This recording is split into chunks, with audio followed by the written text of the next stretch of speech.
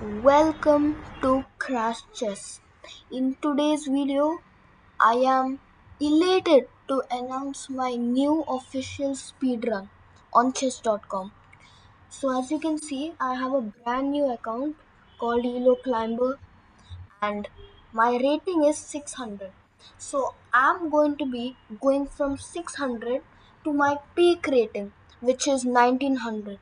So guys, that's all I have for you today. I'm going to be playing a game and I'm going to be explaining you simple strategies to win games. Let's get started. Okay, so we get the black pieces. We are going to be playing simple chess. We're just going to be taking the center. So he plays e4. I'm going to play e5. Just take the center. Okay, this queen attack is really common in every 500 and other low elo games.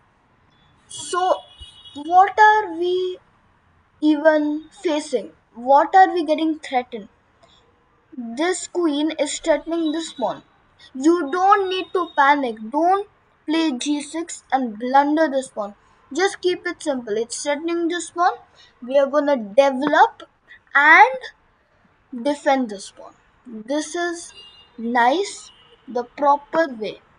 Okay, he plays b3, which I don't think is that good because he has a queen out early and he needs to focus on not bringing his queen early, and then the queen can get attacked really easily. So I'm going to play knight f6, develop again with tempo, and force his queen to move. His queen moves here, and it literally does nothing here. Now I'm thinking of knight d4 because whenever the queen is on f3, you should try to play knight d4. How can I punish this? If I play knight d4, he probably is gonna come to d3 and it's not even that good. So let's just focus on developing the pieces. Now I have three minor pieces developed and he doesn't even have a single piece developed except his queen. So that's very good for me because I'm ahead in development means I'm ahead in the game also. Okay, he plays d3, so he's blocking his bishop, which is not that good. And let's just castle now. Okay, just develop and just castle. He's fianchettoing this bishop also. We don't care because he still doesn't have his minor pieces developed. Let's just continue to stabilize. So we are just gonna move this pawn.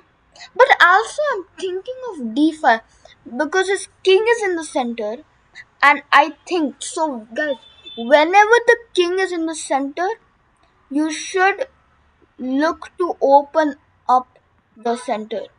But wait, I think bishop g5 is not that of a problem. I think let's just open up the center.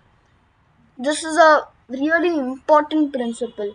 When the king is not castled and your king is castled, most importantly, you need to get your king off the center.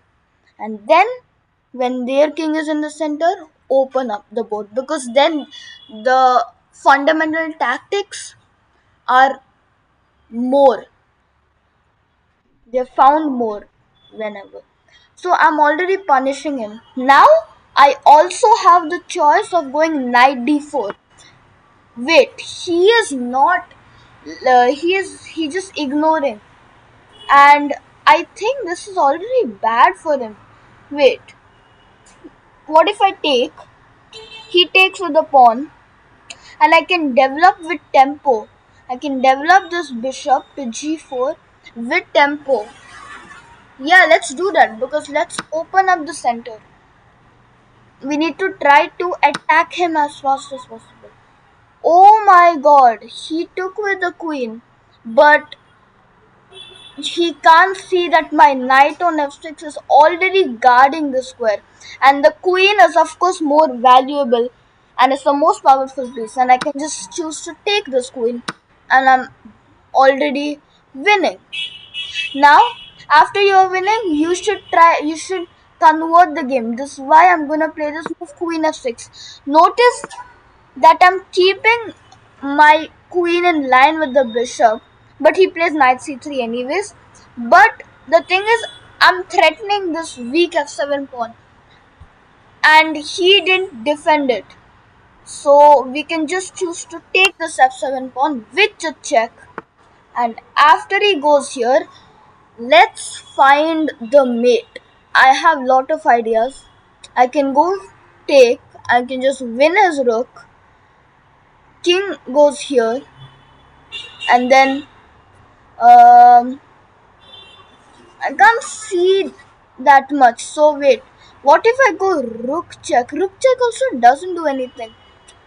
But knight d4 looks very nice. Looks very promising. But let's just take it. Let's just take the bishop with check.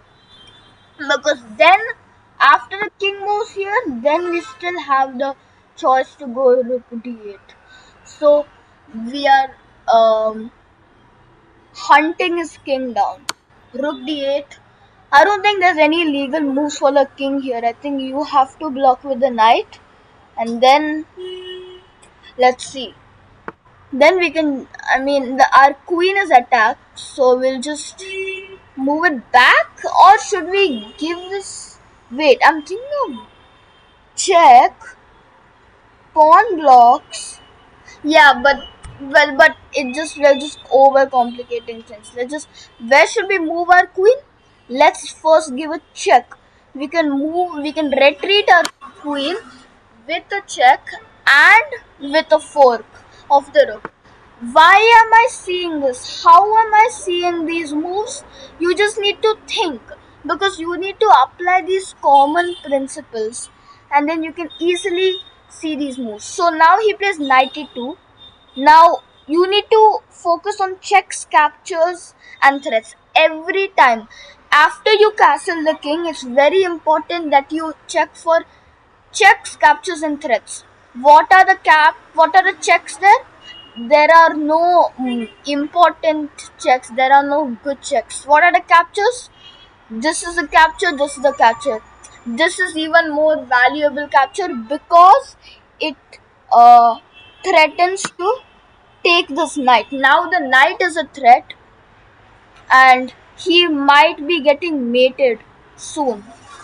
So this is completely winning for me, and this is what happens when you bring the queen out early. So what you need to do in this level of chess is just don't even memorize openings. Just focus on developing pieces as fast as you can, castling early and attack.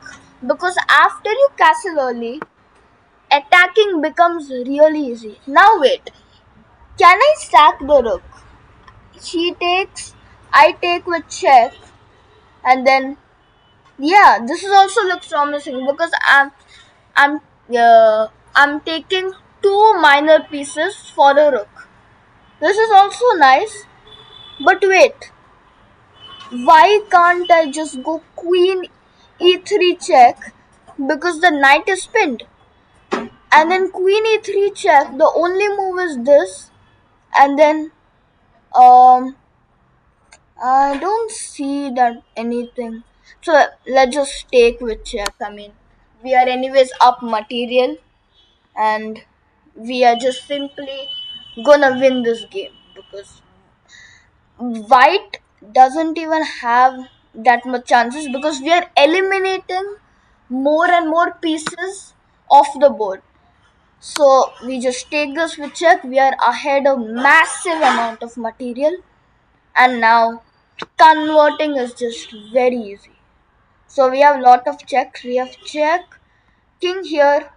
Um, let's just what do you know? What do you say? Let's just block the retreat squares for the king.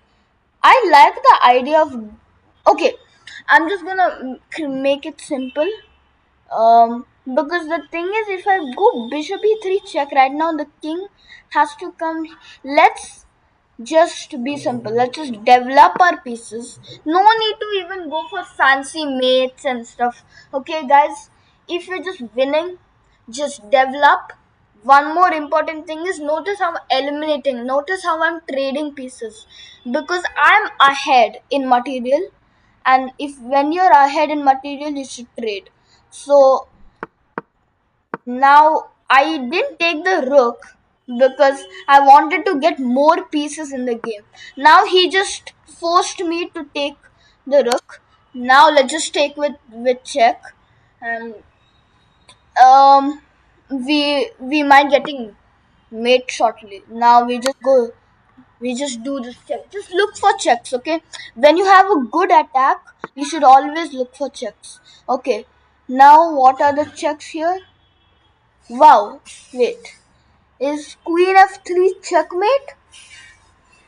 Um, I think queen f3 is just a checkmate. Yes. So notice that I gave checks and then it just turned out to be checkmate. So this is how you just need to play simple chess, and you can easily beat the lower ELO rated people. So that's it, and I hope you enjoyed this video. I hope you learned something new, and actually you can just practice this for all levels. Actually, really, I don't even think you need to by heart memorize opening theory. I think you just need to play simple chess, and you can win more games. So thank you for watching this video. I hope you liked it, and subscribe to my channel for more of these speedrun videos.